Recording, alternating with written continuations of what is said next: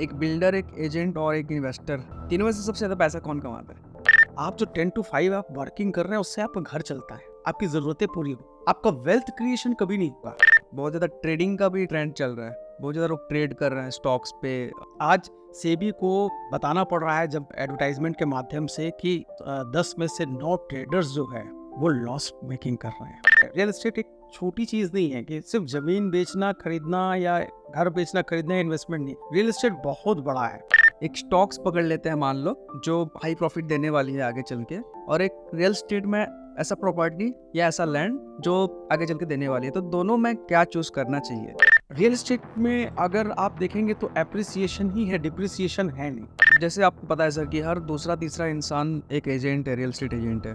Competition है इसमें बहुत ज़्यादा, मानते हो इस चीज़ को? तो आपको लगता है कि ये कंपटीशन है, मुझे लगता है ये भीड़ है। सबसे ज़्यादा जो यूज़र है वो फैंटेसी ऐप्स की यूज़र है, जो इन्वेस्टमेंट ऐप्स हैं उसके मुकाबले। एक रिपोर्ट में ऐसा आया कि जो हमारे इंडिया के लोग हैं वो शॉर्ट टर्म को पहले देख रहे हैं कि शॉर्ट टर्म में कितना पैसा बना सकते हैं। वेल्थ क्रिएशन, पैसा कमाना, कैरियर बनाना, यकीन मानिए कभी भी एक दिन या वन डे वंडर कभी नहीं होगा। हम सेल्फ ऑब्सेस्ड हैं कुछ चीज़ों के लेके कि जल्दी अचीव करना है। एक्चुअल में आपका पैशन आपका पॉइजन में। पिछले 5-7 साल ऐसे हुए कि लोगों ने इतना पॉडकास्ट देख लिया, इतना ज्ञान ले लिया, हर एक आदमी को लगता है वो वॉरेन बफे बन जाएगा, धीरू भाई अंबानी बन जाएगा, मुकेश अंबानी बन जाएगा। एक रात में सब कुछ बनना चाहते हैं। The realtor Indrajit Bhattacharya sir ji का स्वागत है दूसरावत पॉडकास्ट में। थैंक यू तोर जी, बहुत बहुत धन्यवाद। कैसे हो सर? इट्स माय ऑनर कि आपके साथ बात करने का अरे मेरे को अवसर मिला। जी। ठीक है। हमने काफ़ी सारी बातें की सर इससे पहले भी रियल एस्टेट के बारे में, और हर किसी को पता है आई थिंक कि रियल एस्टेट में बहुत ज़्यादा पैसे कमा सकते हैं लोग। जी, ऐसा आज तक का परसेप्शन बना हुआ है। परसेप्शन बना हुआ है। परसेप्शन बना हुआ Okay. है और हकीकत भी है, काफ़ी हद तक हकीकत भी है ये। तो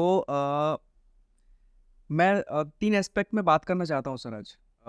इसमें आप अगर जोड़ सकते हैं कुछ भी। पहला एक्सपेक्ट है बिजनेस, जो रियल एस्टेट बिजनेस चलता कैसे है, और जो बिल्डर्स हैं या इन्वेस्टर्स हैं वो इन्वेस्टमेंट जो करते हैं और ये बिजनेस को चलाते कैसे और उसको आगे तक कैसे देखते हैं, इसके बारे में बात करेंगे। उसके बाद as a real estate agent, as a adviser पैसे कैसे कमा सकते हैं, जो कि बिना इन्वेस्टमेंट आप पैसा कमा सकते हैं, इसको देखेंगे जी।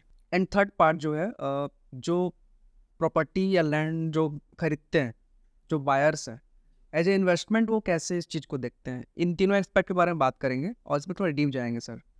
बट उससे पहले ये कहना चाहूँगा कि ये एक real estate master class podcast होने वाला है। Hope so. जी। मेरी पूरी कोशिश रही। तो उससे पहले सर आप इस पॉडकास्ट को स्टार्ट करने से पहले, हमारा कन्वर्सेशन शुरू करने से पहले, मैं चाहता हूँ कि आपके बारे में कुछ बातें हो। आई फील कि आपने MBA किया हुआ था पहले और जी। कॉर्पोरेट में भी थे, जी। तो फिर रियल एस्टेट में आए। सो इस जर्नी को एक बार बताइए कि आप कॉर्पोरेट में जॉब करते हो फिर रियल एस्टेट में कैसे आए और क्यों आए? बहुत इंटरेस्टिंग सा इसका जवाब है सर, कि जब मैंने शुरुआत किया था तो जैसे कॉमन करियर स्टार्ट होता है वैसे मेरा भी करियर स्टार्ट हुआ। मैंने MBA के बाद जॉब वगैरह सर्च किया, जॉब करने के बाद एक MNC में मैंने जॉब किया। मैं HDFC लाइफ इंश्योरेंस में एज SM वर्क करता था। SM वर्क करता था, सेल्स तो था ही, तो सेल्स करते करते सेल्स की काफ़ी चीज़ें समझ में आने लग गई थी।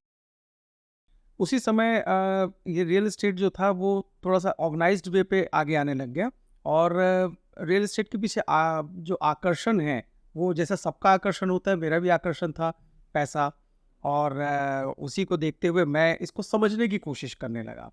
कुछ ऐसा हुआ कि मैं अपने आप जो जॉब कर रहा था उसी जॉब को करते करते कुछ लोगों को मैंने एडवाइस करना शुरू किया कि भाई कुछ लोग जैसे पूछते थे कि मुझे घर खरीदना है या मुझे कहीं पर इन्वेस्टमेंट करना है, तो मेरे कुछ मित्र थे जो इस सेक्टर में ऑलरेडी पहले से वर्क कर रहे थे, तो मैंने उनको रेफरेंस देना शुरू किया। रेफरेंस दिया तो कुछ मेरी अर्निंग हुई। वहाँ से मेरा दिमाग क्लिक किया कि सिर्फ रेफरेंस देने से अगर ये अर्निंग स्टार्ट हो सकती है तो क्यों ना अगर इसको मैं एज अ कैरियर देखूं तो कैसा रहे। ओके। तो और चूंकि जो पैसे मिल रहे थे मुझे सिर्फ रेफरेंस देने के, वो मेरी सैलरी के बराबर हुआ करते थे।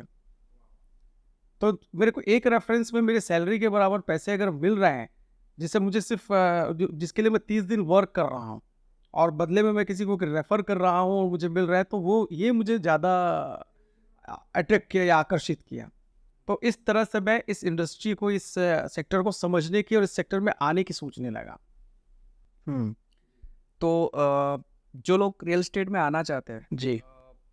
उसको किस हिसाब से देखें, मतलब एज ए सेल्स देखें, एज ए बिजनेस देखें, इसके बारे में पहले बताइए सर।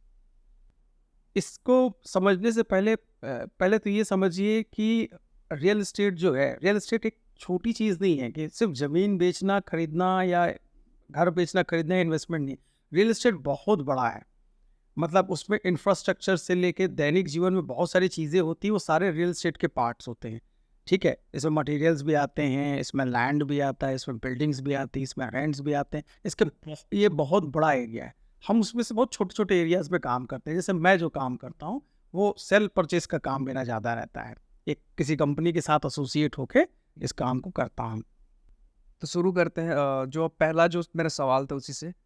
रियल एस्टेट में जो बिजनेस चलता कैसे एक्चुअली, ये बिल्डर्स जो होते हैं, उनके जो इन्वेस्टमेंट्स होते हैं वो किस थिंकिंग से वो इस वे को लेते हैं, इस बिजनेस को।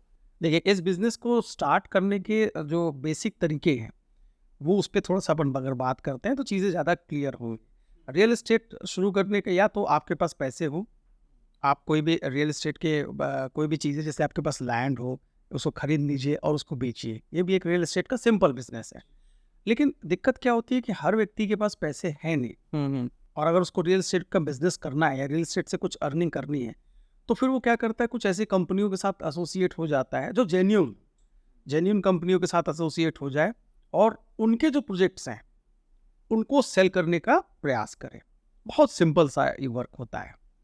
इसमें कोई रॉकेट साइंस नहीं है। बहुत बेसिक स्टेप्स होते हैं जो कि हम अपने यहाँ के ट्रेनिंग प्रोग्राम से हम सिखाते हैं, बताते हैं कि इस काम को कैसे आप कर सकते हैं बिना पैसा के। तो सर ये जो सेक्टर है रियल जी, एस्टेट का, जी। ये पहले अनऑर्गेनाइज्ड था। बिल्कुल, बिल्कुल अनऑर्गेनाइज्ड। अभी क्या हुआ है इस चीज़ को लेके? देखिए, अनऑर्गेनाइज्ड बोलने का मतलब ये था कि रूल्स और रेगुलेशंस तो थे, लेकिन उनको इम्प्लीमेंट कराने वाली कोई इंस्टीट्यूशन नहीं था। जब से रेरा आया, रेरा एक्चुअल में गवर्नमेंट की एक बॉडी है, जो कि ये देखती है कि जो प्रॉपर्टी है वो लीगल है कि नहीं, बिल्डर्स जो डेवलपमेंट करने का वादा कर रहा है वो डेवलपमेंट कर रहा है कि नहीं कर रहा है।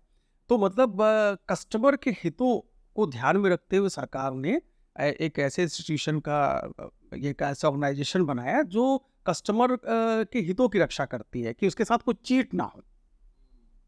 तो जनरली हम एज अ कैरियर हम उन प्रोजेक्ट्स को जो नए न्यू कमर्स हैं हम उनको बोलते हैं कि ऐसे प्रोजेक्ट्स को सेल करने के, ऐसे बिल्डर्स को आप चूज कीजिए, उनके साथ कैरियर स्टार्ट कीजिए जो रेरा अप्रूव्ड है या रेरा में रजिस्टर्ड है, और ऐसे प्रोजेक्ट को भी सेल कीजिए जो रेरा रजिस्टर्ड है, रेरा अप्रूव्ड है। तो इससे क्या रहता है कि जो आप अगर आप खुद भी खरीदते हैं एज अ इन्वेस्टर तो आप सेफ हैं, आप किसी को सेल करते हैं तो आपका सेल किया हुआ प्रोडक्ट भी सेफ होता है। तो ये ऑर्गेनाइज्ड हो गया चीज़ें। पहले क्या होता था कि लीगैलिटी का इश्यू आता था। कल को किसी को हमने कोई सामान बेच दिया या कोई प्रोडक्ट बेच दिया, लैंड बेच दिया, अगर उसमें कल को कोई लीगल प्रॉब्लम्स आती है तो वो खरीदने वाले और बेचने वाले के बीच में रिलेशन डिस्टर्ब होता था और कानूनी प्रक्रियाएं होती थी। ठीक है, जो काफ़ी लेंदी है, काफ़ी उलझाने वाली है। रेरा आने से ये सारी चीज़ें हो गई ख़त्म और एक न्यू कमर इसमें स्मूथली कैरियर बना सकता है। मतलब रेरा ने जो चीज़ें आसान कर दी, तो इससे जो इसमें काम करना चाहते हैं उनके लिए आसान हो गई चीज़ें। बहुत आसान हो गई उनका, मतलब वो लीगल जो डिफिकल्टीज थी जी। उससे पूरी तरीके से बच जाते हैं। ये ट्रांसपेरेंट चलता है अब। टोटल ट्रांसपेरेंट है, आपकी प्रॉपर्टी पूरी लीगलाइज्ड है, रेरा अप्रूव्ड है। Government of India, government of Chhattisgarh की जो बॉडी होती है रेरा, वो इसको अप्रूव कर देती है, तो लेने वाला और बेचने वाला दोनों के दोनों सेफ रहते हैं। तो श्री स्वास्तिक ग्रुप के बारे में बताइए सर। जी, ये मेरी जर्नी श्री स्वास्तिक ग्रुप से कितने साल हो गए इस कंपनी को, और आप कब से इस कंपनी में हैं और यही क्यों चुने, इसके बारे में बताइए। बहुत इंटरेस्टिंग सवाल है सर ये, इस कंपनी को क्यों चुना। देखिए, एक्चुअल में इस कंपनी को चुनने के पीछे जो इस कंपनी के जो ओनर हैं श्री सुनील साहू जी, उनका बहुत बड़ा योगदान है। क्योंकि उनकी जर्नी भी जो स्टार्ट हुई थी, कुछ-कुछ हम सारे जो यंगस्टर हैं या जो न्यू कमर थे उस समय, हुँ, उनके लिए आज भी वो आइडियल हैं। अब मतलब पहले भी थे, आज भी वो आइडियल है हमारे लिए। उन्होंने अपनी जो जर्नी स्टार्ट की थी वो as a LIC agent start किया था। बहुत बेसिक से स्टार्ट किया था, बहुत लाइफ में स्ट्रगल किया और स्ट्रगल करके एलआईसी की बुलंदियाँ जो उसके जो ये होते हैं लेवल्स होते हैं, मतलब एक पर्टिकुलर टाइम के बाद एक लेवल आता है सीओटीटी, पहले तो एमडीआरटी आता है, फिर सीओटी, टीओटी, मतलब वो उस लेवल को अचीव करने के बाद उन्होंने बोला कि नहीं यार, अब मुझे कुछ और करना है। और उसके बाद उन्होंने जब रियल एस्टेट ज्वाइन किया, तो इससे जब हमारा लीडर आगे बढ़ता है और वो कुछ चीज़ों को एक्सप्लोर करता है, तो कहीं ना कहीं हम भी उसको आइडलाइज करने लगते हैं, उनके पाथ को फॉलो करने लगते हैं। राइट। तो मेरी बहुत बड़ी इंस्पिरेशन श्री सुनील साहू जी थे, और उनको देख के ही मेरे जैसे बहुत से लोग आए इस ऑर्गेनाइजेशन में और इस ऑर्गेनाइजेशन को ज्वाइन किए। कितने साल हो गए सर ये ऑर्गेनाइज? लगभग मैं 2013 से मैं वर्किंग पे हूँ सर। आज 11 साल के आसपास मेरी जर्नी हो गई। हुँ। तो जो रियल एस्टेट एजेंट्स हैं, जो एडवाइज़र हैं, वो कैसे शुरू करें सर इस चीज़ को? मतलब और शुरू करने से पहले क्या थिंकिंग करें? क्योंकि सबको पता है कि इसमें हम एक सेल से भी कितना पैसा कमा सकते हैं, कि जो एक बेसिक इंजीनियर भी इतना पैसा कमाता है मंथली, एक सेल में उतना पैसा कमा सकते हैं। ये सबको पता है। बट हार्डली आई थिंक कि 10% लोग ही शायद सक्सेसफुल हैं इस चीज़ में, जी, जी, जी। अगर मैं गलत नहीं जी, हूँ तो। बिल्कुल, बिल्कुल। इसका जो रेशियो है, मतलब यहाँ स्टे करने का जो रेशियो है, कि जैसे 100 लोग जॉइन करते हैं, तो 90 लोग जो है वो नेक्स्ट मंथ छोड़ के चले जाते हैं। कारण ये है कि अ, कहीं न कहीं काम करने के जो तरीके हैं, उनको पता नहीं होता है, या वो बहुत जल्दी में होते हैं। मैं खासकर जो इस आपके एक पॉडकास्ट के माध्यम से जो रियल एस्टेट को एज़ अ करियर देखना चाहते हैं, उनके लिए मैं ये कहूँगा कि पहले देखिए, किसी भी चीज़ को आप सीखिए, पहले लर्निंग पे ध्यान दीजिए, लर्निंग के बाद अर्निंग पे ध्यान दीजिए। बेसिकली यहाँ पर वो लोग ज़्यादा अनसक्सेस होते हैं जो लर्निंग के बजाय पहले दिन से ही अर्निंग पे ध्यान देते हैं। मैं एक छोटा सा एग्जांपल आपके साथ शेयर करता हूँ। हम हम सबके सब अपना करियर बनाने के लिए पढ़ाई करते हैं। सिंपल 12th तक तो पढ़ते ही हैं, उसके बाद हम ग्रेजुएट करते हैं, ग्रेजुएशन होता है। एक बंदा जो है ग्रेजुएट होते-होते 15 साल की जर्नी करता है, और 15 साल की जर्नी के बाद वो स्टार्ट करता है 20,000 25,000 की जॉब से, एक एवरेज जॉब की अगर मैं बात करूँ। लेकिन रियल एस्टेट में जो मैंने थिंकिंग देखी है, जो आते हैं लोग, वो आते ही उनको ऐसा लगता है कि हम पहले महीने से 50,000 या 1 लाख रुपए कमाने लग जाएँ। बेसिक्स उनको कुछ भी नहीं पता। रियल एस्टेट वर्क कैसे करता है, रियल एस्टेट पे काम कैसे करना है, वो चाहते हैं कि बस आए और उनकी सेल्स शुरू हो जाए। इसका भी, ये मैंने जैसे कहा कि ये ऑर्गेनाइज सेक्टर है, और आने वाले समय में ये बहुत बड़ा सेगमेंट बनने वाला है युवाओं के लिए एज ए करियर। तो पहले आप इसकी ट्रेनिंग हासिल कीजिए, इसकी ट्रेनिंग लीजिए, उसके बाद इसको समय दीजिए। ये भी अन्य कैरियर्स जो बाकी कैरियर्स होते हैं, जैसे आप एक्टर बनना चाहते हैं तो थोड़ा आप स्ट्रगल करते हैं, या आप नया-नया कोई बिज़नेस ओपन करते हैं तो आप स्ट्रगल करते हैं। पहले महीने से ही आपकी सेल्स शुरू नहीं हो जाती। कोई भी आप शॉप ओपन करते हैं या कोई भी काम करते हैं, तो उसी की तरह इसको भी लीजिए, और आप धीरे-धीरे सीखते जाइए। जो आप किसी सबसे अच्छी बात है कि आप यंगस्टर हैं, आपको रियल एस्टेट के बारे में कुछ नहीं पता, तो किसी ऐसी कंपनी को जॉइन कीजिए जो इस पे ऑलरेडी प्रोफेशनली वर्क कर रहे हैं, जिनका ट्रेनिंग मॉड्यूल बहुत अच्छा हो। जैसे हमारे श्री स्वास्थ्य ग्रुप का ट्रेनिंग मॉड्यूल बहुत अच्छा है। आज हम मार्केट में जो एग्जीक्यूटिव बेस पे हम टॉप पे वर्किंग कर रहे हैं।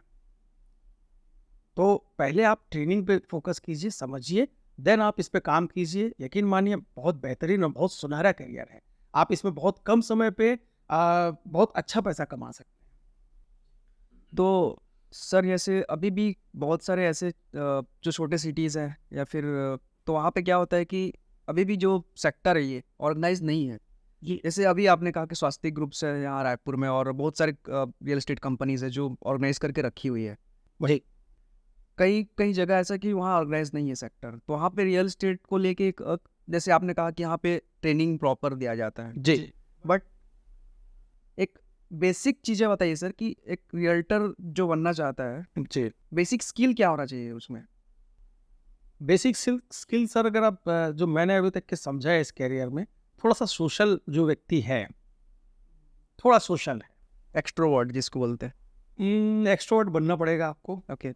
मतलब जिसको थोड़ा सा सोशल वर्किंग में मजा आता है, लोगों से, या ऐसा कहा जाए लोगों से मिलता जुलता रहता है। देखिए, इसको समझने से पहले ना आप इस चीज को समझिए कि ये चीज है क्या। बेसिकली रियल एस्टेट जो है वो बेसिक जो 3 रिक्वायरमेंट है, रोटी, कपड़ा और मकान, तो 3 में से एक चीज है ये मकान। ठीक है, मकान बोलने से सिर्फ मकान नहीं आता, उसमें लैंड भी आता है। ठीक है, और आज अगर निवेश की अगर मैं बात करता हूं तो एवरेजली हर आदमी कहीं ना कहीं रियल एस्टेट पर इन्वेस्टमेंट करना चाहता है। ठीक है, तो इस बात को कहने का मतलब यह है कि इसका कितना पोटेंशियल है ये समझिए, और ये लॉन्ग लास्टिंग, ये करियर कभी खत्म नहीं होने वाला, और इसकी डिमांड बढ़ती जाएगी, इसकी प्राइसिंग बढ़ती जाएगी। कारण क्या है कि जमीन जो है वो बनाई नहीं जा सकती, जमीन हमेशा कम ही रहेगी, पॉपुलेशन हमेशा बढ़ता रहेगा, तो इसकी डिमांड हमेशा बढ़ेगी, और जिस चीज की डिमांड बढ़ती जाएगी उसका बिजनेस हमेशा फलेगा फूलेगा। ठीक है, अब आपके इस पे आता हूँ कि वो जो छोटे शहर का बंदा है उसको वर्क कैसे करे। देखिए, सबसे पहले अगर ऑर्गेनाइज्ड कंपनीज वहाँ पर काम कर रही हैं, रेरा अप्रूव्ड कंपनियां जो हैं, सर्टिफाइड कंपनियां अगर काम कर रही हैं तो वेल एंड गुड है। लेकिन अगर नहीं है तो सबसे पहले जिस भी प्रॉपर्टी को अगर आप सेल कर रहे हैं उसके लीगल पेपर्स हमेशा चेक कीजिए, उसमें कोई ऑब्जेक्शंस तो नहीं है, उसमें कोई डिस्प्यूट्स तो नहीं है।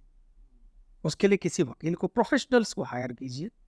ठीक है, और उसके थ्रू उस पर काम कीजिए।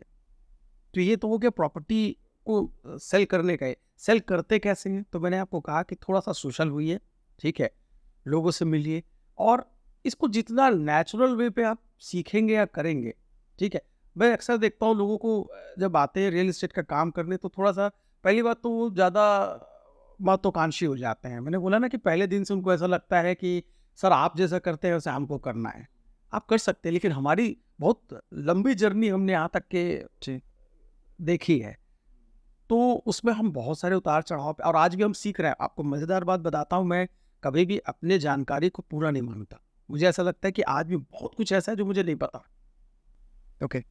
बहुत कुछ है, तो आप जैसे मेरे से पूछ रहे हैं कि आप मुझे बताइए, तो मैं जितना जानता हूँ मैं उतना बता सकता हूँ, लेकिन अभी भी बहुत सारी ऐसी चीज़ें हैं जो जाननी या समझनी बाकी हैं।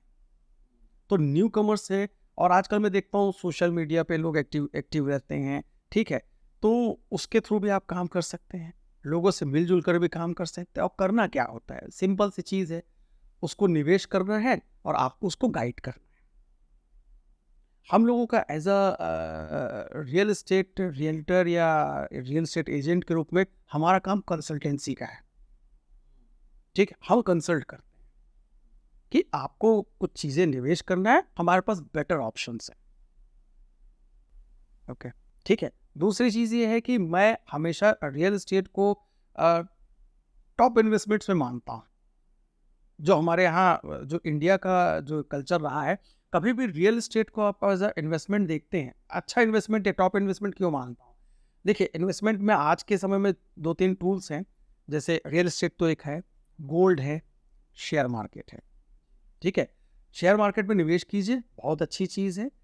गोल्ड में निवेश कीजिए, बहुत बढ़िया चीज़ है। लेकिन ये दोनों जो एसेट क्लास है ये वोलेटाइल है। गोल्ड भी फ्लक्चुएट होता है रेट, रियल शेयर मार्केट भी फ्लक्चुएट होता है। लेकिन आज तक कभी आपने सुना है कि किसी जमीन के दाम कम हुए हो? वो बढ़ते ही रहते। इसीलिए सॉलिड इन्वेस्टमेंट्स में आता है। और आज भी इंडियंस 50% से ऊपर इंडियंस जो हैं वो पहली प्रायोरिटी रियल एस्टेट में है। तो सोचिए कितना बड़ा कैरियर ऑप्शंस है। आप इंडिया में कहीं भी रहिए, एज अ बिजनेस आप इसको हमेशा फ्रूटफुल पाएंगे। ओके। तो बताइए सर, एक बिल्डर, एक एजेंट और एक इन्वेस्टर, तीनों में से सबसे ज़्यादा पैसा कौन कमाता तीनों कमाते है? ये आंसर। हैं। नहीं, इट इज मतलब ये जो आंसर है ये ऐसा नहीं है कि इसमें एक्चुअल में विन विन सिचुएशन है, क्योंकि आपके पास जो प्रोडक्ट है, जी। इसमें थोड़ा ये जवाब को मैं जस्टिफाई कैसे करता हूँ, जी। क्योंकि इसका जो प्रोडक्ट है वो प्रोडक्ट ही अपने आप में बहुत वैल्यूबल है, और वो टाइम के साथ बढ़ता ही जाएगा, उसकी वैल्यू बढ़ती जाएगी। अब बिल्डर के पॉइंट ऑफ व्यू से मैं बताता हूँ। ठीक है, बिल्डर ने कोई ज़मीन को बेचा या अपने प्रोजेक्ट को बेचा, तो प्रॉफिट लेके बेचा, कोई एजेंट है उसने अपना कमीशन उसमें अर्न किया, ठीक है। अब आता है ये दोनों ने अर्न कर लिया, लेकिन ये जो तीसरा व्यक्ति है जो इन्वेस्टर है ये इसको रखता है। आपको मैंने बताया कि रियल एस्टेट हमेशा बढ़ता है, ठीक है। ओवर ऑफ द पीरियड इसको भी प्रॉफिट होता है, क्योंकि जैसे जैसे टाइम बढ़ता जाएगा, कोई भी इन्वेस्टमेंट, जैसे जैसे इन्वेस्टमेंट का मतलब ही होता है कि आपने पैसा लगाया और आप बैठने वाले हैं। तो ये जो एप्रिसिएशन और डिप्रिसिएशन की बातें होती हैं, इसको एक्सप्लेन करिए सर। रियल एस्टेट में अगर आप देखेंगे तो एप्रिसिएशन ही है, डिप्रिसिएशन है नहीं। इस इंडस्ट्री में, रियल एस्टेट इंडस्ट्री कभी डिप्रिशिएट नहीं होती है वैल्यू वाइज। सर जैसे कोई इन्वेस्टर है जो इन्वेस्ट करना चाहते हैं रियल एस्टेट में या प्रॉपर्टी खरीदना चाहते हैं, अभी क्या थिंकिंग करके वो खरीदे इस चीज़ को? देखिए, क्योंकि लोकेशन भी मैटर करता है बहुत ज़्यादा। बहुत मैटर करता है। देखिए, हर लोकेशन हर व्यक्ति के लिए सूटेबल होती नहीं है, ठीक है। दूसरी बात क्या है, देखिए इन्वेस्टर का जो माइंड सेट होता है, यहाँ पर दो टाइप के जो लोग हैं रियल एस्टेट में, उनका इन्वेस्टमेंट आता है, जहाँ जो मैं आपको बताना चाह रहा था। पहला तो होता है इन्वेस्टर। इन्वेस्टर का प्योर गोल होता है कि वो प्रॉपर्टी ले और उससे कुछ अर्निंग जनरेट करे, कुछ रेवेन्यू जनरेट करे या एप्रिसिएशन जनरेट करे। जनरली ये प्लॉट्स में होता है। प्लॉट्स में होता है तो उसके रेट एप्रिशिएट होते हैं, बढ़ते हैं। जैसे मान लीजिए आज 1000 रुपये स्क्वायर फीट का कोई प्लॉट लेता है, ठीक है। एज अ इन्वेस्टर माइंडसेट की अगर मैं बात करूं तो 1000 रुपये का कोई पर स्क्वायर फीट का लेता है और 4-5 साल रख के अब हो जाता है 2000 रुपये स्क्वायर फीट, तो उसको सेल आउट कर देता है। फ्लैट में लेते हैं लोग, घर लेते हैं, उस पर जो उनका जो रहता है इन्वेस्टर का जो माइंड सेट होता है, उस पर रेंटल इनकम लेने का होता है। तो एज अ इन्वेस्टर होता है। एक होता है एंड यूज़र, मतलब उसको अपने लिए खुद के लिए घर बनाना है। अगर आप एंड यूज़र हो तो बहुत सोच समझ के आप प्रॉपर्टी परचेज कीजिए खुद के रहने के लिए, ठीक है। लोकेलिटी अच्छी हो, कवर्ड कैंपस के अंदर में हो, विथ ऑल फैसिलिटी हो। आप इन्वेस्टर हैं तो आप ये देख सकते हैं कि वो एरिया आने वाले समय में कैसे ग्रो करने वाला है, ठीक है। कि भाई आने वाले समय में मैं जो इन्वेस्टमेंट कर रहा हूँ उसका एप्रिसिएशन कैसे होगा, वो बढ़ेगा कि नहीं बढ़ेगा, उस तरफ कौन कौन सी चीज़ें आ रही है, कौन कौन सी नई नई चीज़ें आ रही है। हो सकता है कोई हॉस्पिटल आ रहा हो, कोई मॉल आ रहा हो, कोई नई रोड बन रही हो, 4 लेन बन रहा हो।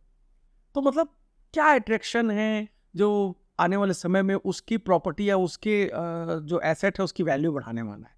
तो इसको इन्वेस्टर को देखना चाहिए।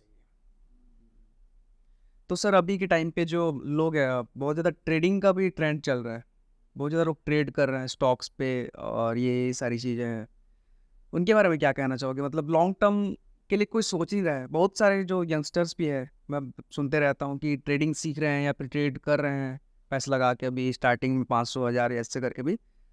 तो लॉन्ग टर्म के बारे में सोच ही नहीं रहे कि स्टॉक्स पे पैसे लगाएं लॉन्ग टर्म के लिए, ऐसा थिंकिंग नहीं है। आपको शेयर मार्केट में इन्वेस्टमेंट मैं भी करता हूँ, ठीक है।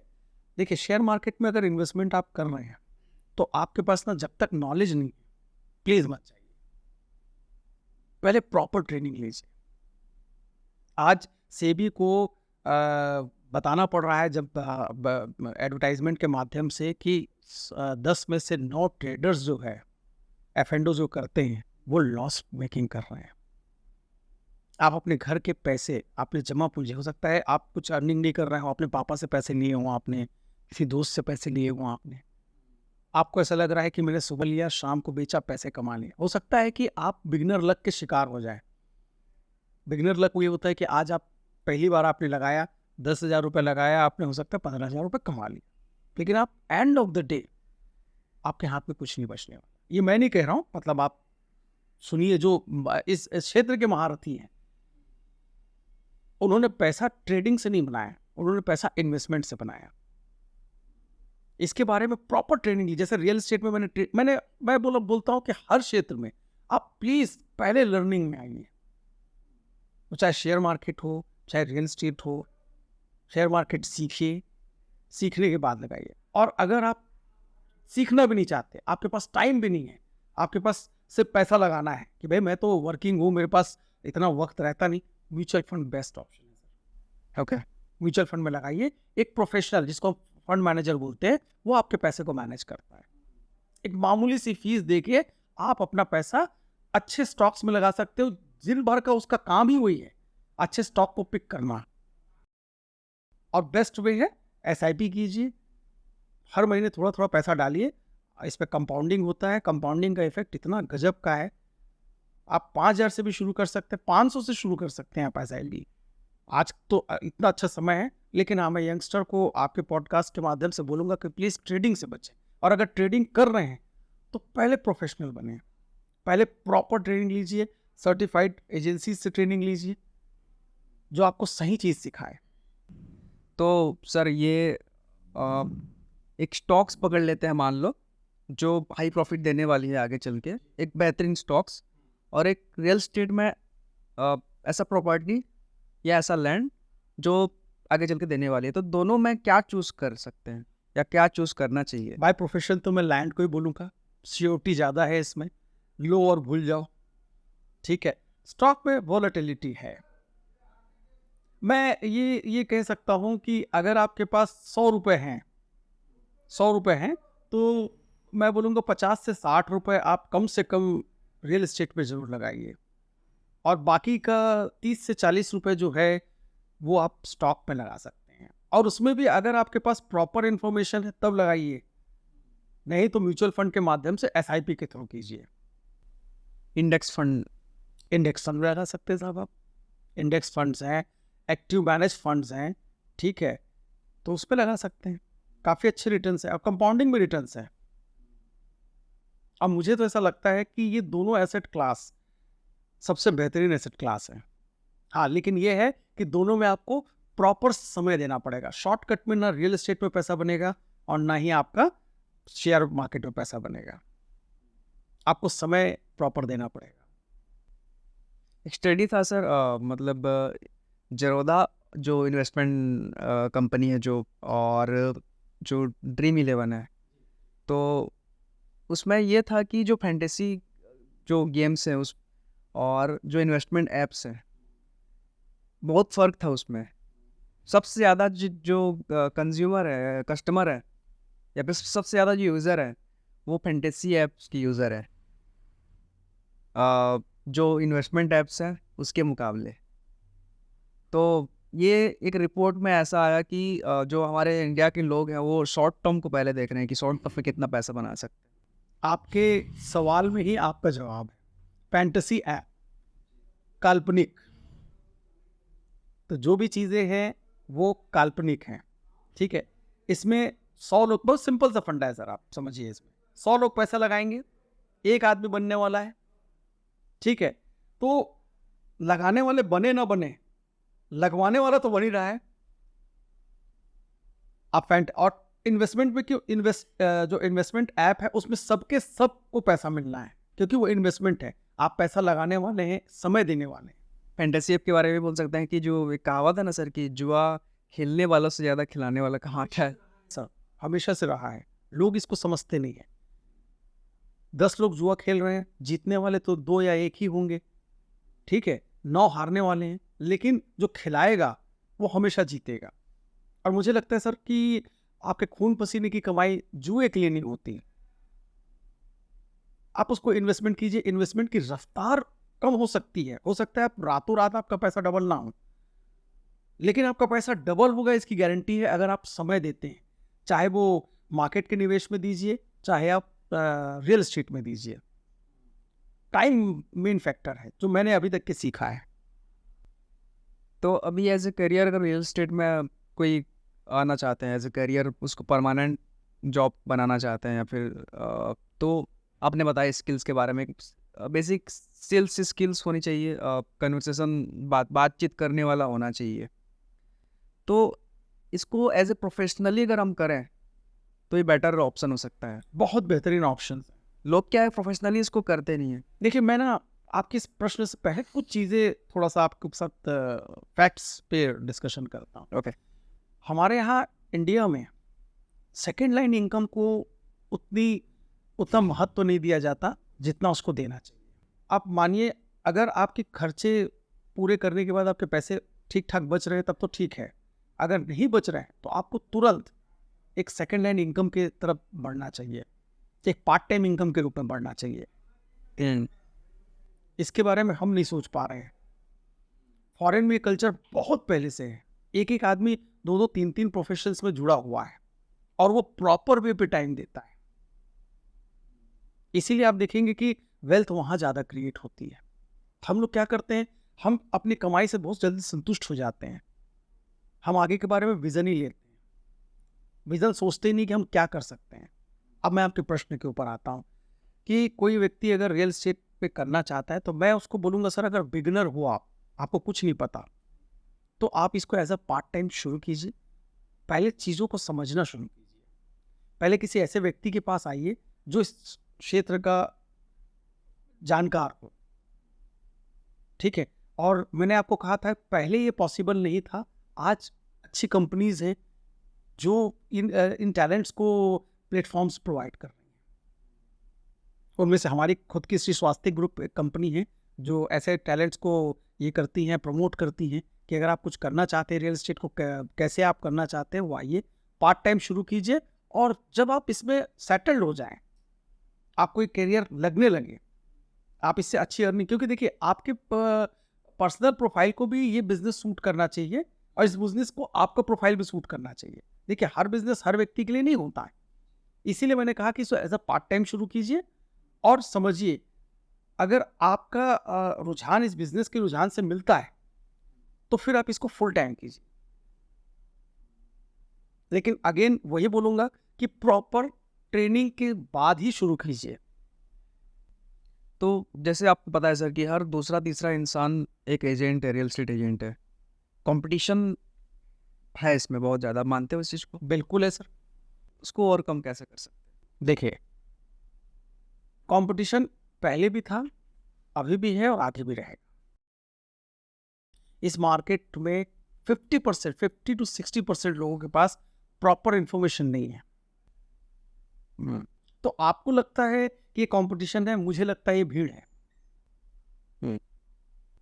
और ये हर क्षेत्र में, कोई से भी ऐसा सेक्टर उठा लीजिए, उसमें लोग, मैंने बोला ना कि शुरुआत में लोग आते हैं, आपने अपने नाम के आगे as a real estate consultant तो लगा लिया, लेकिन आपको रियल एस्टेट के बारे में कुछ नहीं पता। और मैंने आपसे कहा था कि 100 लोग अगर ज्वाइन करते हैं जिसमें से 90 लोग चले जाते हैं, ये 90 लोग अपने नाम के आगे रियल एस्टेट कंसल्टेंट तो लगा लेते हैं, लेकिन इनको कोई इन्फॉर्मेशन नहीं है, कोई जानकारी नहीं है। क्यों? क्योंकि ये आए बिना इन्फॉर्मेशन के काम किया, बिना ट्रेनिंग के काम किया और चले गए। तो कंपटीशन मुझे नहीं लगता कि एक्चुअल है। आज भी जो नॉलेजेबल लोग हैं जो इस इंडस्ट्री में काम कर रहे हैं, उनके पास मतलब उनके पास समय नहीं है, उनके पास काम इतना है। और ये हर सेक्टर में, आपके सेक्टर में, आप एज अ पॉडकास्टर हो, एज अ रियल्टर्स हो या किसी भी सेक्टर में हो, आप अगर सर्विस सेक्टर में हैं तो आपको सर्व करना है, सॉल्यूशन प्रोवाइड करना है क्लाइंट को। तो जब आपका ये माइंड सेट रहेगा कि यार मुझे इस क्लाइंट को सॉल्यूशन प्रोवाइड करना है, यकीन मानिए मुझे आज तक कभी कोई कंपटीशन समझ में नहीं आया।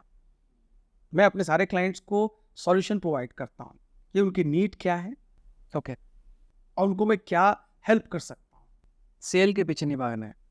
सेल के पीछे कभी मत भागिए, वो नहीं कर पाएंगे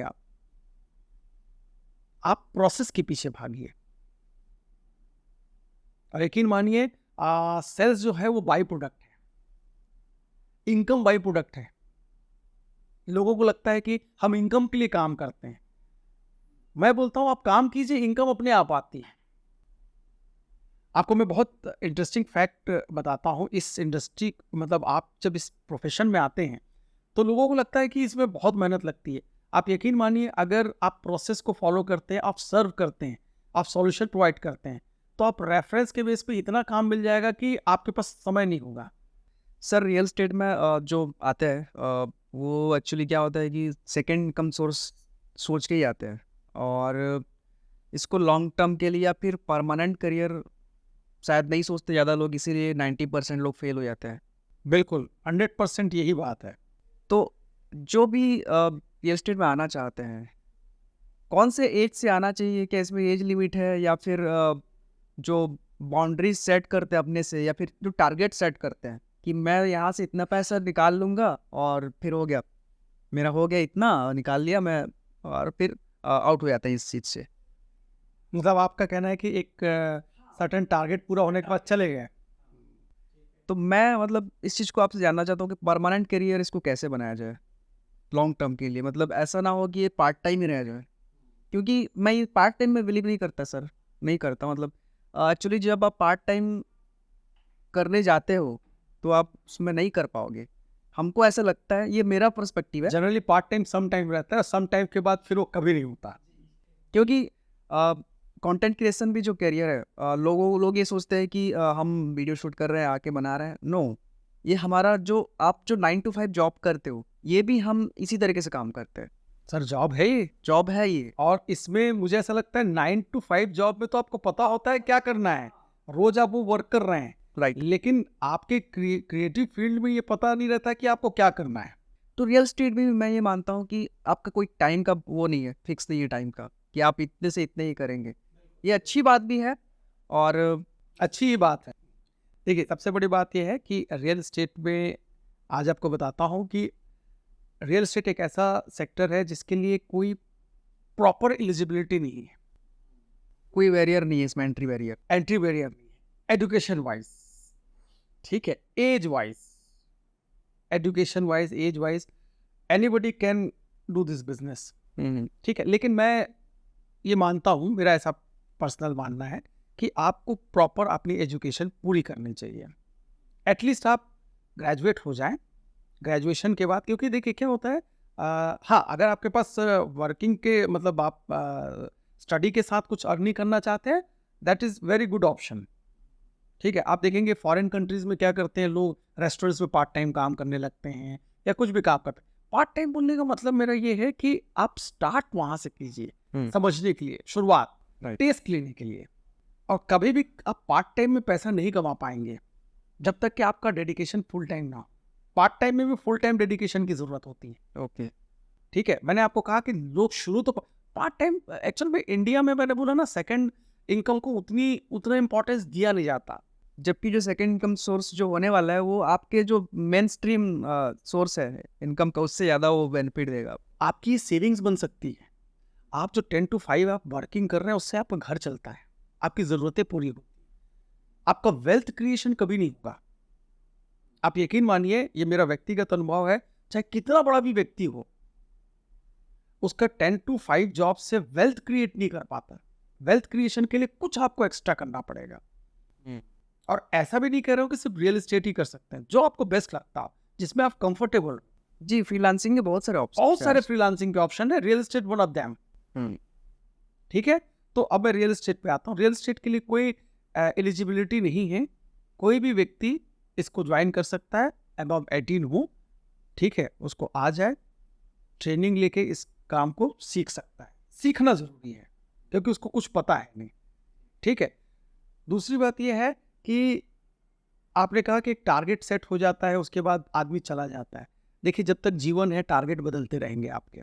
आज आपको शायद 10 लाख रुपए कम लगते होंगे या ज़्यादा लगते होंगे, सॉरी ज़्यादा लगते होंगे, लेकिन 10 लाख 10 साल के बाद उतनी वैल्यू नहीं करती, राइट। ठीक है। तब आपके टारगेट चेंज हो गए। तो इस काम में एक बार आप आ जाते हैं और आप अच्छे से करते हैं इस काम को प्रॉपर वे पे, तो यकीन मानिए, मैं खुद भी इस काम को एज अ पार्ट टाइमर शुरू किया था और मेरा जो मेन वर्क है उसको छोड़ के मैं फुल टाइम रियल एस्टेट में आ गया। लेकिन मेरी प्रायोरिटी पहले थी कि मैं इसको फुल टाइम डेडिकेटली काम करूंगा। तो आपने जब शुरू किया था रियल एस्टेट, आपने कैसे इसको मतलब मेन स्ट्रीम बनाया? आप किन किन से मिले? होता है ना सर कि आप कुछ नया शुरू करोगे तो आप रिलेटिव से मिलोगे, अपने आसपास के दोस्तों से ये चीज़ों को बारे में बताओगे, तो कहीं ना कहीं वो एक कैरियर, ये जो कैरियर ऑप्शंस है, सेल्स का बड़ा बोरिंग कैरियर ऑप्शंस है, बड़ा लेंदी और बड़ा बोरिंग है, इसीलिए लोग जल्दी भागते हैं यहाँ से। वेल्थ क्रिएशन, पैसा कमाना, कैरियर बनाना, यकीन मानिए कभी भी एक दिन या वन डे वंडर कभी नहीं होगा आपका। मुझे लगता है कि कोई भी कैरियर एक दिन में नहीं बनता। You have to do work continuously. जब मैंने स्टार्ट किया जॉब छोड़ के, तो शुरुआत में मेरे पास भी कोई ऐसा था नहीं। हम रिजेक्शंस आएंगे साहब, आपको रिजेक्शंस आएंगे, आपको उसके लिए तैयारी करनी है। और यही एक्चुअल में ट्रेनिंग में और कुछ नहीं, ये भी एक एस्पेक्ट होता है जिस पे हम बात करते हैं। जैसे आपका कोई भी नॉर्मल कैरियर होता है, उसी तरह रियल एस्टेट के रियल्टर का भी कैरियर होता है। उसको भी ना सुनना पड़ता है, रिजेक्शंस आते हैं, ठीक है। और लव हो सकता है किसी के रिजेक्शन का टाइम स्पॉन थोड़ा सा बड़ा हो, किसी का कम हो। किसी किसी को बिगिनर लक मिल जाता है और किसी को थोड़े समय बाद मिलता है, लेकिन मिलता जरूर है। अगर आप प्रॉपर वे पे वर्किंग करते हैं तो मिलता जरूर है, क्योंकि मैंने आपको कहा ये बेसिक नीड है, रोटी कपड़ा और मकान। तो मकान तो चाहिए ना, और उसके लिए एक व्यक्ति भी चाहिए। अच्छा, एक और अच्छी चीज बताता हूँ आपको, बहुत इंटरेस्टिंग है ये, मैंने अपने पर्सनल ये मेरा ऐसा सोचना है। देखिए, रियल एस्टेट में अगर आप अच्छी सर्विसेज देते हैं और आप अच्छा वर्क करते हैं, 1 डेढ़ साल 2 साल आप इस कैरियर को प्रॉपर वे पे वर्क करते हैं, तो एक समय के बाद आपकी खुद की ब्रांडिंग बन जाती है। लोग ये जानने लगते हैं कि भाई तोष जी हैं, ये रियल एस्टेट का काम कर रहे हैं। हो सकता है शुरुआत में वो व्यक्ति जो आपसे मिला हो उसकी उस समय नीड ना हो, लेकिन हो सकता है 1.5 साल के बाद उसकी नीड बन जाए। तब तक के 99% लोग इस इंडस्ट्री से बाहर हो चुके होते हैं। जब उनका मार्केट उनको फ्रूट्स देने के लिए आता है, क्योंकि वर्किंग करते हैं, लोगों से मिलते हैं, उनको बताते हैं कि मैं रियल एस्टेट का वर्क कर रहा हूं, ठीक है, बताते। अब ये सोच के जाते हैं, जो जनरली न्यू बिगनर्स होते हैं, वो सोच के जाते हैं कि मैं इनके पास गया तो ये एक प्लॉट ले लेंगे, घर ले लेंगे, फ्लैट ले लेंगे। हो सकता है उस समय उनकी पोजीशन ना हो जिनसे आप मिल रहे हो, और हो सकता है कुछ लोगों को मिल भी जाए, जिसको मैंने बिगिनर लक कहा। हाँ, ठीक है। तो मैंने क्यों कहा कि 1 डेढ़ साल का समय इस करियर को दीजिए सीरियसली। तो जैसे जैसे आप लोगों से मिलते हैं, आपका एक दायरा बढ़ता है, आपका एक नेटवर्क तैयार होता है, ठीक है। वो लोग आपको देखते हैं, सुनते हैं, समझते हैं। उसके बाद उसी ग्रुप से कुछ लोग ऐसे निकल के आते हैं जिनको निवेश करना होता है, या फिर उस ग्रुप के कुछ लोग ऐसे होते हैं जिनके संबंधियों को निवेश करना है रियल एस्टेट में। तब तक आप इससे दौर से बाहर हो चुके होते हैं। ओके। मतलब पहले एक पर्सोना बनाना पड़ेगा खुद के लिए कि मैं एक रियल्टर हूँ, एक रियल स्टेट एडवाइज़र हूँ या कंसल्टेंट। ये एक पर्सोना बनाना पड़ेगा, और पर्सोना बनाने के लिए आपको समय लगता इसको बोलते हैं पर्सनल ब्रांडिंग। ये बहुत, हम अपने ट्रेनिंग में ये पहला हम सिखाते हैं कि आपको पर्सनल ब्रांडिंग करना है। पर्सनल ब्रांडिंग क्यों जरूरी है समझिएगा। आप एक पॉडकास्टर हैं, मैं आपको ही लेता हूँ। आपने जब पहला पॉडकास्ट बनाया था तो इतने व्यूज आ गए थे आपके? पहले दिन में आ गए थे? नहीं आए थे। आपने ब्रांड डेवलप किया, कंटेंट बनाया, आपने लोगों को सुनाया, लोग सुने, और धीरे धीरे बातचीत आगे बढ़ी, तब आपका एक है। ऑडियंस पड़ा, और जो अभी जो गेस्ट भी आ रहे हैं, कनेक्शन बना। वो देखते हैं कि भाई पहले तोष जी ने क्या काम किया है, कैसे वर्क किया है, ठीक है। ये हर फील्ड में। और ये जो पर्सनल ब्रांडिंग की बात हो रही है सर, ये भी एक पार्ट है ये पर्सनल ब्रांडिंग का। और अभी के समय में मुझे जहाँ तक लगता है कि आप कोई भी प्रोफेशन में हो, कोई भी, आपको भी पर्सनल ब्रांडिंग बहुत ज़्यादा बहुत जरूरी है। अच्छा, दूसरी बात ये कि हर बार ट्रेंड मत बदलिए, हर बार अपना प्रोफेशन मत बदलिए। अगर आप प्रोफेशन बदलते हैं तो होता क्या है कि एक इमेज अच्छी नहीं बन पाती, आपकी मार्केटिंग डेवलप नहीं हो पाती, आपका पर्सोना डेवलप नहीं हो पाएगा। लोगों को लगेगा आज ये रियल एस्टेट कर रहा है, कल कुछ और कर रहा है, परसों कुछ और कर रहा है। तो एटलीस्ट थोड़ा सा समय दीजिए उसको। तो हम जो बेसिक्स में सिखाते हैं, पर्सनल ब्रांडिंग सिखाइए, दीजिए। पर्सनल ब्रांडिंग कई तरीके से कर सकते हैं, सोशल मीडिया से कर सकते हैं, और मतलब 1-to-1 मिल के कर सकते हैं। और मुझे आज भी बेसिक्स बहुत पसंद है। मैं थोड़ा सा क्लासिकल मार्केटिंग प्रिंसिपल पे चलने वाला व्यक्ति हूँ। 1-to-1 मिलना जितना फ्रूटफुल रहता है, आप किसी से 1-to-1 मिलते, देखिए आज रील्स आप देखते हैं, घंटों आप रील्स को स्क्रॉल करते रहते हैं। कुछ आपसे मैं पूछूंगा कि आपने 5 मिनट पहले क्या देखा, तो आपको समझ में नहीं आएगा, लेकिन आपसे कौन व्यक्ति मिलने आया था कल, ये उस व्यक्ति को याद रह जाएगा, और वो क्यों आया था ये याद रह जाएगा।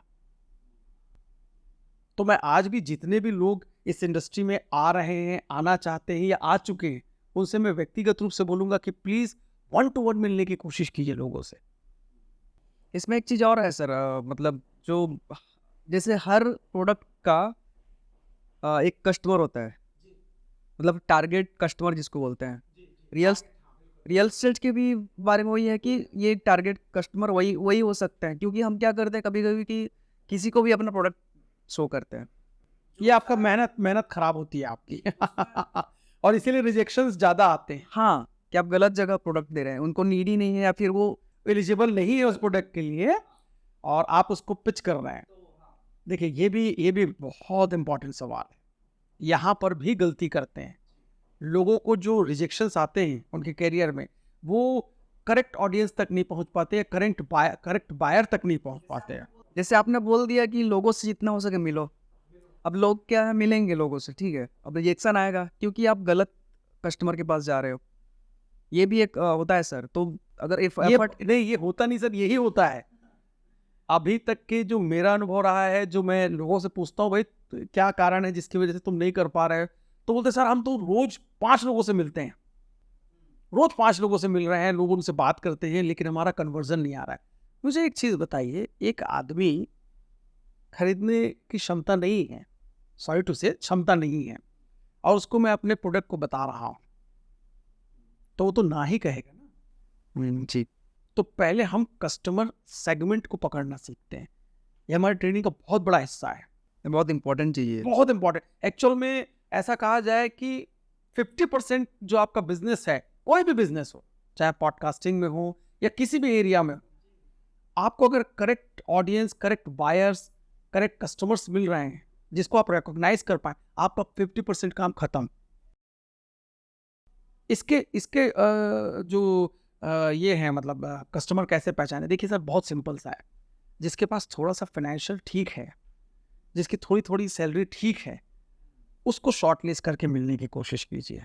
जी, तो कस्टमर सेगमेंट रिकॉग्नाइज करना, आइडेंटिफाई करना, ये किसी भी बिजनेस का मूल मंत्र है। तो इसमें सर चीज़ें ये हैं कि अगर आप फ्रीलांसिंग में या बिजनेस में हैं, चीज़ें अप डाउन होती रहती है। बिल्कुल होती है, आप बराबर नहीं चल सकते। चलना भी नहीं चाहिए, नहीं तो आपकी लर्निंग रुक जाएगी। ओके, तो आप इतने सालों से जब 2013 से इसमें आए हैं और कर रहे हैं, उस फेज़ को बताइए सर कि जब आप या तो स्ट्रगल कर रहे हैं या फिर आप कहीं रुक गए हैं, उसको ओवरकम कैसे किया आपने? जब आप स्टार्ट करते हैं, तो जब आपके बेसिक्स सही नहीं होंगे, तो हमेशा ऐसा लगेगा। जब जब आप किसी काम को रिजल्ट ओरिएंटेड करके करेंगे, रिजल्ट ओरिएंटेड मतलब आप पहले से रिजल्ट को अज्यूम करके चलते हैं या परिणाम को पहले से सोच के चलते हैं, हमेशा आपको डिफिकल्टीज आएगी। तो क्या थिंकिंग होनी चाहिए सर? प्रोसेस, सबसे पहले तो ये मानिए कि ये जो सेक्टर है, ये भी अन्य सेक्टर की तरह बहुत नॉर्मल है, इसकी भी बेसिक नीड्स वही है, प्रोसेस। जैसे आप ऑफिस में जॉब करते हैं 10 to 5, वैसी जॉब आप यहाँ भी कीजिए। यहाँ के जो बेसिक प्रोसेस हैं उसको फॉलो कीजिए, और बहुत सिंपल सा है, डू वर्क। कभी-कभी क्या होता है सर कि आप एक प्रोसेस में हैं और चीज़ें आपके अकॉर्डिंग नहीं होती। कुछ चीज़ ऐसी होती है जो आप अनएक्सपेक्टेड होता है, और कभी होता है कि लंबे समय तक आप प्रोसेस में हैं और रिजल्ट नहीं आ रहे हैं। मैक्सिमम टाइम ये होता है, तो वहाँ पे सेल्फ कॉन्फिडेंस लूज़ होता है सर। हमेशा होगा आपका, क्योंकि हम ह्यूमन बीइंग हैं, हमसे काफ़ी उम्मीदें होती हैं। जब हम कोई भी काम को स्टार्ट करते हैं, तो हमको काफ़ी उम्मीदें होती है कि हम ये काम कर रहे हैं, किसी भी बिजनेस में आप आइए तो हमको ऐसा लगता है कि बिजनेस चल जाए। हुँ, अब थोड़ा सा इसमें देखिए, थोड़ा सा लक और थोड़ी सी मेहनत, ये दोनों काम करती हैं, ठीक है। किसी को सफलता पहले मिलेगी, किसी को सफलता बाद में मिलेगी। जिसको सफलता किसी भी करियर के, मैं अब रियल एस्टेट को थोड़ा सा हटा दीजिए, ब्रॉड वे पे बात करता हूँ मैं, क्योंकि मैं 2-4 कैरियर्स को ट्राई करने के बाद यहाँ आया हूँ। ट्राई भी नहीं, मतलब मैंने उस कैरियर को जिया है या किया है, तो मैंने उनसे सीखा है कि जब ये सब चीज़ें चलती हैं, तो जब आपका फेलियर या आपका डाउन साइड चल रहा होगा किसी भी करियर में, लाइफ में, तो एक ही चीज़ देखिए कि क्या आपसे गलतियां हो रही हैं। थोड़ा बैठिए, थोड़ा रुकिए, स्लो डाउन कीजिए अपने आप को, और देखिए कहाँ पर आपसे वो मिस्टेक्स हो रही हैं। अगर आप मिस्टेक नहीं हो रही है, then your journey should be start, go on. काम करते रहो।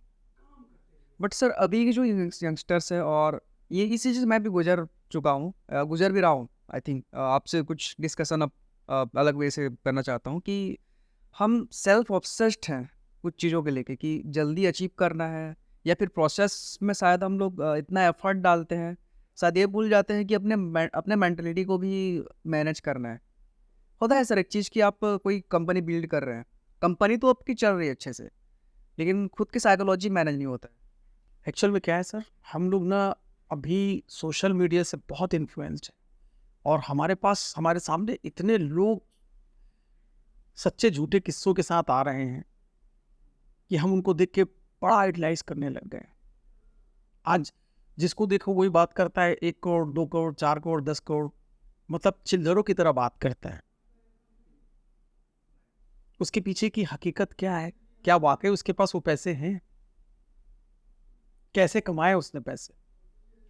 हम उसके फिगर्स को देख के ऑब्सेस्ड हो जाते हैं, और जब हम ऑब्सेस्ड होते हैं तो हम उसकी जगह या उससे कंपेयर करने लगते हैं। तो पहला तो कंपैरिजन से बचिए, आपकी जर्नी आपकी है। दो व्यक्ति कभी एक जैसा नहीं हो सकता। आपको आपकी जर्नी स्टार्ट करनी है, आपको आपकी चीजें पता है, आपका खुद का जो गोल है वो आपका है। दूसरे का गोल देख के कभी ऑब्सेस्ड मत होइए, क्योंकि हम उसको अपने तरफ से कर लेते हैं, अपने ऊपर ले लेते हैं कि ये इतना सक्सेसफुल हो गया तो मैं भी वैसा हो जाऊं। अभी एक्चुअल में आपका पैशन आपका पॉइजन बन गया है। जो दूसरे उधार का पैशन, एक्चुअल में ये आपका पैशन नहीं है, उधार का पैशन पॉइजन बन गया है। और यंगस्टर के साथ मैं जो देखता हूँ, शायद मुझे ऐसा लगता है वो उनका पैशन नहीं है, क्योंकि आपका पैशन आपका पॉइजन कभी नहीं बनेगा। तो इसमें एक चीज़ और पॉइंट है सर कि आप कौन सी जगह से आते हो, आपका बैकग्राउंड क्या है, आपके पास क्या रिसोर्सेज हैं, ये सारी चीज़ें मैटर करती है। क्योंकि वो जो इंसान एक लेवल पे पहुंच चुका है, उसके अलग सिचुएशंस थे, अलग रिसोर्सेज थे, शायद वो हमारे पास ना हो, ये भी एक फैक्टर है।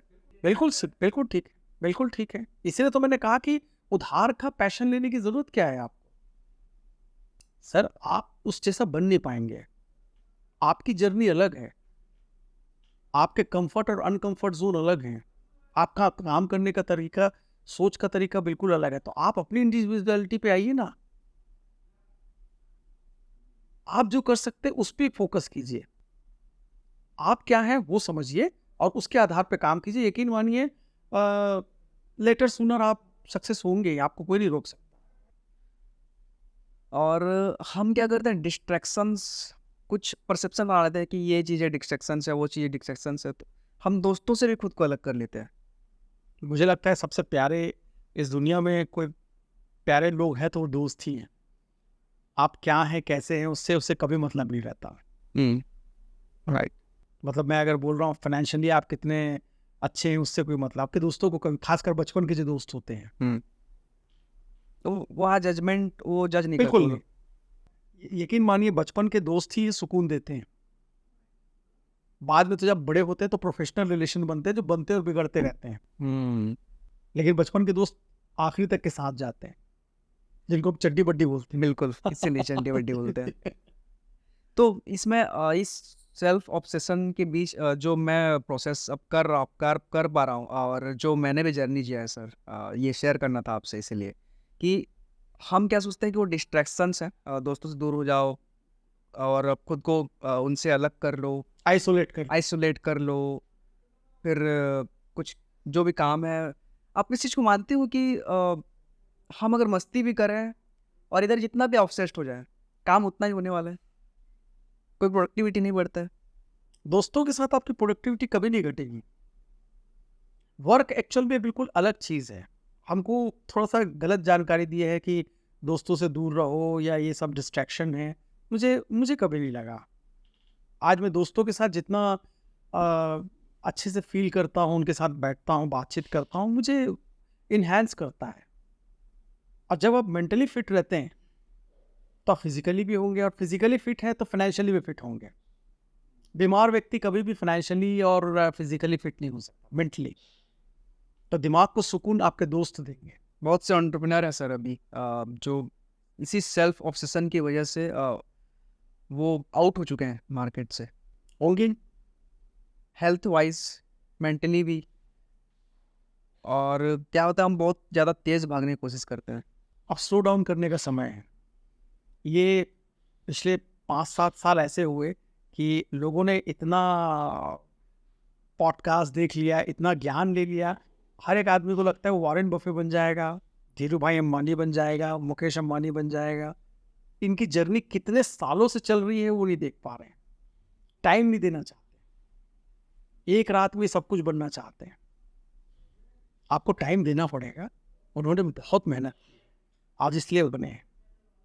और आप यकीन मानिए, इनके दोस्त हैं, इनके साथ इनके दोस्त हैं। सिखाया क्यों नहीं जाता सर? मतलब हम ये सीखते हैं कि आप दुनिया से आइसोलेट हो जाओ, खुद के ऊपर वर्क करो, ये सारी चीज़ें, खुद को फोकस्ड रखो, प्रोडक्टिव बनोगे। आई डोंट नो सर कि अगर आपको लग रहा है आप दोस्तों के साथ हो, अगर आप अपने आप को डिस्ट्रैक्ट फील कर रहे हो, तो अलग हो जाओ। अगर वैसे दोस्त हैं आपके तो देखिए, नेचुरल प्रोसेस को चलने दीजिए। अगर आप कुछ ऐसे दोस्तों के साथ जा रहे हैं जहां आप डिस्ट्रैक्ट होते हैं, मत जाइए। आपके लाइफ में बहुत सारे ऐसे दोस्त होंगे जो आपको सपोर्ट भी करते हैं, ऐसे लोगों के साथ रहिए। खुश होकर काम करिए। खुशी के बिना काम नहीं कर पाएंगे। जब तक खुद से खुश नहीं होंगे तब तक आप सर्व नहीं कर पाएंगे अपने आप। और बहुत से एंटरप्रेन्योर्स हैं जो इस चीज़ को भूलते हैं। दौड़ है एक, किस चीज़ का?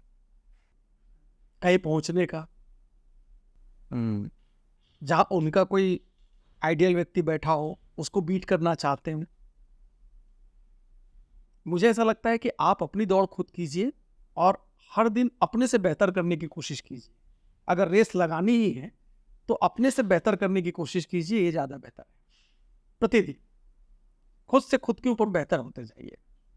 Okay, thank you so much sir इतनी सारी बातों के लिए।